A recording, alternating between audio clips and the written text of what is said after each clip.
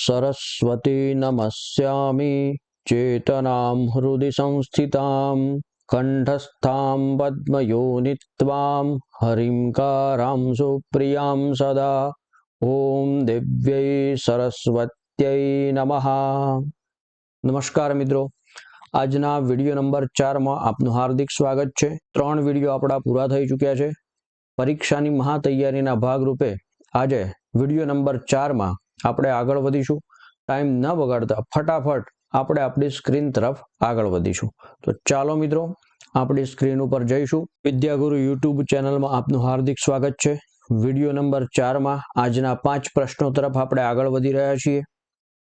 તો ઝડપથી આપણે આપણા પ્રશ્નો મેળવી લઈએ। પ્રશ્ન નંબર 16 મે 2021 માં પૂછાયેલો પ્રશ્ન છે। 2 માર્ક્સની અંદર આ પ્રશ્ન પૂછાય છે। પ્રશ્ન છે, માછીમારોનું વચન સાંભળીને માછલાઓએ પરસ્પર શું કહ્યું? જવાબ છે આનો, માછીમારોનું વજ્ર જેવું કઠોર વચન સાંભળીને માછલાઓએ પરસ્પર કહ્યું, માછીમારોની આ વાતચીત સાંભળી હવે આપણે શું કરવું? તો આવી રીતે પરસ્પર એકબીજા સાથે વાત કરવા લાગ્યા। 17 નંબરના પ્રશ્ન તરફ આપણે આગળ વધીએ। પ્રશ્ન નંબર 17 માર્ચ 2017 માં પૂછાયો હતો। 2 માર્ક્સની અંદર આ પ્રશ્ન પૂછાય છે। અનાગત વિધાતાએ પોતાનો કયો મત દર્શાવ્યો? જવાબ છે એનો, અનાગત વિધાતાએ પોતાનો મત દર્શાવતા કહ્યું, ખરેખર સવારના સમયે માછીમારો અહીં આવીને માછલાઓનો વિનાશ કરશે। હવે અહીં ક્ષણવાર પણ રહેવું યોગ્ય નથી। આપણે રાત્રે જ કોઈ નજીકના સરોવરમાં જવું જોઈએ। હું બીજા જળાશયમાં જાઉં છું। આગળના પ્રશ્ન તરફ વધીએ। પ્રશ્ન 18 માર્ચ 2019 માં પૂછાયેલો પ્રશ્ન છે। 2 માર્ક્સમાં પ્રશ્ન પૂછાય છે। પ્રત્યુત્પન્નમતીએ અન્ય જળાશયમાં જવાનું કેમ માંડી વાળ્યું? જવાબ છે, પ્રત્યુત્પન્નમતી કહે છે કે ભવિષ્ય માટે પ્રમાણોના અભાવથી મારે ક્યાં જવું? આવી પડેલી પરિસ્થિતિમાં કરવા યોગ્ય હોય તે કરવું જોઈએ। કહેવાયું છે કે આવી પડેલી આફતનો જે નિવેડો લાવે છે તે માણસ જ બુદ્ધિમાન છે। આવું વિચારીને તેણે અન્ય જળાશયમાં જવાનું માંડી વાળ્યું। આગળ વધીએ મિત્રો। પ્રશ્ન નંબર 19 પ્રશ્ન નંબર 19 માં માર્ચ 2016 જુલાઈ 2018 મે 2021 આ 3 વર્ષોમાં આ પ્રશ્ન વારંવાર પૂછાયો છે। માર્ક્સ 2 માં શોર્ટ નોટ ટૂંક નોંધના સ્વરૂપમાં આ પ્રશ્ન પૂછાય છે। તો 2 માર્ક્સની ટૂંક નોંધ છે। યદ ભવિષ્યો વિનશ્યતિ આ વાર્તાનો બોધ? જવાબ છે એનો, પ્રસ્તુત વાર્તા પંચતંત્રના પ્રથમ વિભાગમાં મિત્રભેદ અને હિતોપદેશના ચોથા વિભાગમાં મળી આવે છે। ત્રણેય માછલા પોતાના નામના અર્થ પ્રમાણે વર્તે છે અને પરિણામ પણ ભોગવે છે। દરેક માનવે આવનારી તકલીફોનો વિચાર અગાઉથી જ કરવો જોઈએ અને તેનો ઉકેલ પોતાના કૌશલ્યનો ઉપયોગ કરી મેળવવો। જે લોકો અગમચેતી વાપરે છે તે સફળતા પામે છે અને જેઓ યદ ભવિષ્યની જેમ અંતિમ ક્ષણ સુધી આળસુ રહે છે તેઓની દશા ખરાબ થાય છે। તો આ રીતે જ્યારે મિત્રો 2 માર્ક્સની શોર્ટ નોટ હોય ત્યારે 4-5 લીટીમાં એને આપણે પૂરું કરવાનું હોય છે। ઘણીવાર આપણે આખા પેજ ભરી દેતા હોઈએ છીએ, પણ વાસ્તવમાં જે પ્રશ્ન પૂછાયો છે એને પહેલા સમજવાનો છે। તો યદ ભવિષ્યો વિનશ્યતિ આ વાર્તાનો બોધ શું છે? બોધ માત્ર એટલો જ છે મિત્રો કે 3 જે માછલાઓ છે એ પોતાના નામ પ્રમાણે જ એમનામાં ગુણ છે અને પાઠનું ટાઇટલ છે યદ ભવિષ્યો વિનશ્યતિ। ભવિષ્યમાં જે થવાનું છે એ થવાનું જ છે આવું વિચારી અને બેસી રહે છે, આળસુ રહે છે, એનો છેવટે વિનાશ થાય છે।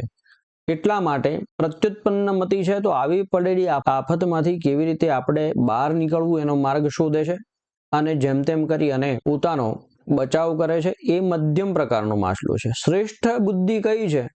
તો શ્રેષ્ઠ બુદ્ધિ પ્રથમ માછલાની છે, અનાગત વિધાતા। ન આગતમ ઇતિ અનાગતમ, નહીં તત્પુરુષ સમાસ છે એમાં।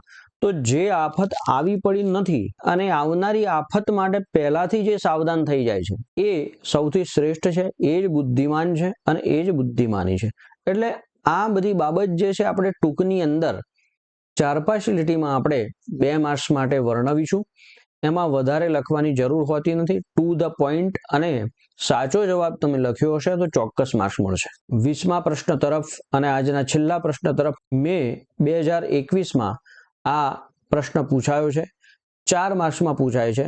મિત્રો બહુ સરળ પ્રશ્ન હોય છે. આ એક પેરેગ્રાફ હોય અને એમાંથી જવાબો આપણે શોધીને લખવાના હોય છે. તો બહુ જ સરળ હોય છે. એકવાર આપણે રિપીટ કરી લઈએ અને તમારા ધ્યાનમાં રહે એટલા માટે અહીંયા લીધો છે. આપણે દરેકે દરેક પ્રશ્ન લઈશું જે બોર્ડની અંદર વારંવાર પૂછાયા છે અથવા તો એકવાર પણ પૂછાયો હોય. બધા જ પ્રશ્નો આપણે લઈશું.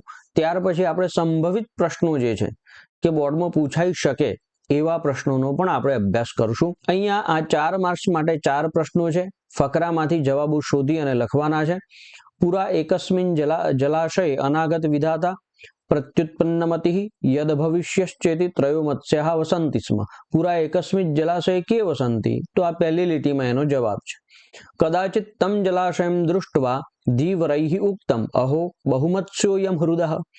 એકદા જલાશયે કે આગતાઃ, એકદા જલાશયે ધીવરાઃ આગતાઃ. બરાબર છે. ધીવરૈઃ કિમ દૃષ્ટમ બહુમત્સ્યોયમ હૃદઃ. કિમ દૃષ્ટ, શું જોયું આપણે? તો અહો બહુમત્સ્યોયમ હૃદઃ. આ સરોવરમાં તો ઘણા બધા માછલાઓ છે એવું એમણે જોયું. હૃદઃ કીદૃશમ આસીત કદાચિત અપી ન સ્માભિઃ અન્વેષિત. જે ક્યારેય આપણે જોયેલું ન હતું એવું છે. જવાબો અંદરથી શોધીને લખવાના છે મિત્રો. આ સાથે આપનો આજનો આ વિડીયો સમાપ્ત થાય છે મિત્રો. બધાનો ખૂબ ખૂબ ધન્યવાદ. ખૂબ ખૂબ ધન્યવાદ મિત્રો. વારંવાર આપણે પરીક્ષા સુધી મળતા રહીશું અને નવા પ્રશ્નો હું તમને આપતો રહીશ. ખૂબ જ સરસ અભ્યાસ ચાલી રહ્યો છે. આ ચેનલને સબસ્ક્રાઇબ કરો, શેર કરો અને લાઈક કરવાનું ન ભૂલતા.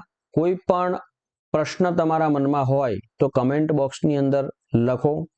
જરૂર એનો જવાબ આપણે બીજા વિડીયોમાં આપીશું. તો મિત્રો ધન્યવાદ. અસ્તુ. જય તુ ભારતમ, જય તુ સંસ્કૃતમ, જય જય ગરવી ગુજરાત.